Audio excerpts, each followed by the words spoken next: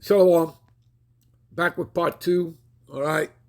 An Israelite and counsel with yahawashi, all right? I may shorten that title, we'll see. All right, but he that giveth his mind to the law of the Most High is occupied in the meditation thereof. Okay? Do you understand that, people? Okay? Is that difficult for you? We'll seek out the wisdom of all the ancients, like the ancient prophets. Okay? You understand that? You know, Isaiah, okay, Jeremiah, Ezekiel, you understand that? Joel, Ezra's, you understand that? Well, all besides the New Testament, okay? Matthew, John, Luke, okay? So on and so forth. You understand that? The book of Revelations, Romans, Timothy, Ephesians, about Apostle Paul, going to, the churches there, the Israelites there. All right, you understand? Because he was not there for the Gentiles, people. You people need to get that in your heads. Okay? Christianity, that Renaissance plantation Christianity nonsense or BS teaches, that the Gentiles are talking about the other nations. There are two meanings for the Gentiles, okay?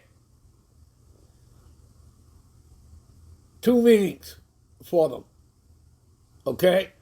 Depending on what you're reading, either above, below, whatever, okay? It could be talking about the Gentile heathen nations, or it could be talking about Israelites in a Gentile state of mind. Because these people, they took out the Apocrypha. They removed it. It was in there for over 300 years. And they removed it. Okay, trying to hide themselves. Okay, as being Edomites. Because it has, more history and it brings that out. Okay, in other words, it covers during the time of the Maccabees. Okay, and you have first and second Maccabees. Okay, and it tells you how Israelites, were into a Gentile state of mind. Okay, you understand that? They got caught up in the customs and the ways of the heathen, of the Edomites. All right? Which were calling themselves Greek because Alexander the Great and his father, King Philip of Macedonia, and they conquered all of Europe. You understand that? So when they conquered Greece, they were calling themselves, the Greeks. They call themselves by the lands that they conquered. You understand, people? All right? But they leave that stuff out so that you don't know, so that you're left in the dark. Okay? Anyway, let's continue here. All right? So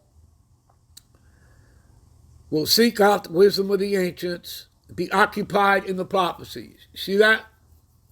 That's where one's mind needs to be. Okay? Heart in Hebrew is lab, which means mind. So saying your mind or your heart, it means the same thing. Okay?